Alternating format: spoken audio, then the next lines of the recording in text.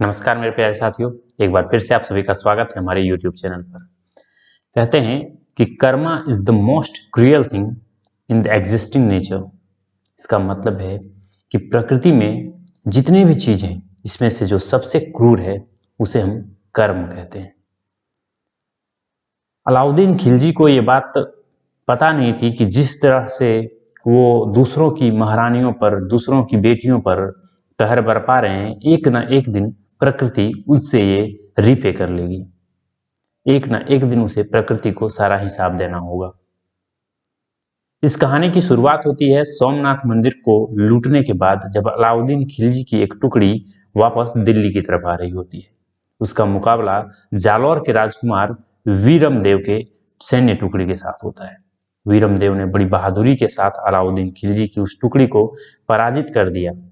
जब ये बात दिल्ली में बैठे अलाउद्दीन को पता चलता है, तो उसने एक बार फिर से संदेशा भेजा जालौर, और वो बोलता है कि यदि वीरमदेव हमारी सभा में आकर पेश नहीं होते हैं तो हम खुद वीरमदेव के खिलाफ सैन्य अभियान पर जाएंगे। वीरमदेव को लगता है कि यदि सिर्फ मेरे पेशी से यह युद्ध रुक जाता है तो मैं जरूर अलाउद्दीन की सभा में जाऊंगा।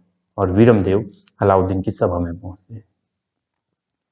जब वो अलाउद्दीन की सभा में पहुंचते हैं तो अलाउद्दीन की बेटी फिरोजा उसी सभा में मौजूद होती है, जो वीरमदेव को देखती है और बिल्कुल उनके ऊपर मुग्ध हो जाती है।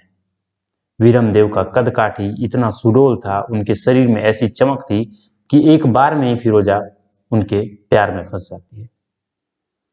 वीरमदेव वहां से वापस आते हैं और कुछ सालों के बाद फिरोजा इस बात को अपने पिता के सामने रखती है कि यदि उसकी शादी वीरमदेव के साथ नहीं कराई जाती है तो वो आजीवन कुंवारी रहेगी।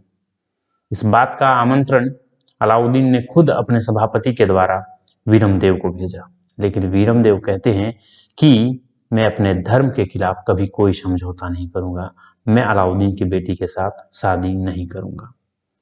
अलाउद्दीन पूरे घमंड में चूर था। उसे लगता था कि उसके पैगाम को पूरे भारतवर्ष में कोई ठुकरा नहीं सकता, इसलिए उसने अगली चढ़ाई जालौर पर कर दी।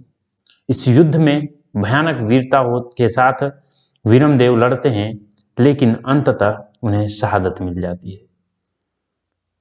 एक मान्यता यह है कि अलाउद्दीन खिलजी बिल्कुल इतने क्रूर थे कि उसे ये बात शायद पता नहीं था। उसे लगता था कि मेरी वीरता ही दुनिया की सबसे बड़ी चीज है।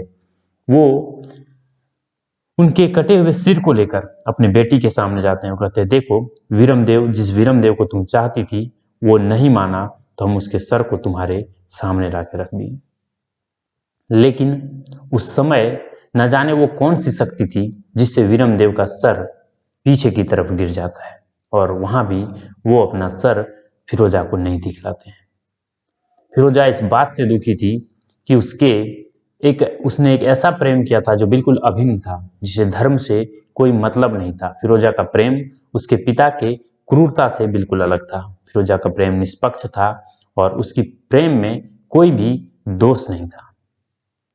फिरोजा इस बात से बिल्कुल आहत होती है कि उसके प्रेमी का देहांत युद्ध स्थल पर हो चुका है, और थोड़ी देर बाद ही फिरोजा उनके सिर को उनके अंत्येष्टि करने के बाद नदी में कूदकर अपनी जान दे देती है। अलाउद्दीन इससे बिल्कुल पूरी तरह टूट जाता है। उसे लगता है कि कहीं मैंने ये युद्ध करके कोई गलती तो नहीं की थी। यदि आपको लगता है कि जो क्रूरता अलाउद्दीन ने महारानी पद्मिनी और उन 16,000 अन्य रानियों और दासियों के साथ किया था, यदि प्रकृति ने उसका बदला इस घटना के साथ लिया है, तो इस वीडियो को जरूर लाइक करें और ऐसे ही रोचक कहानियों के लिए चैनल को सब्सक्राइब कर लें। जय हिंद।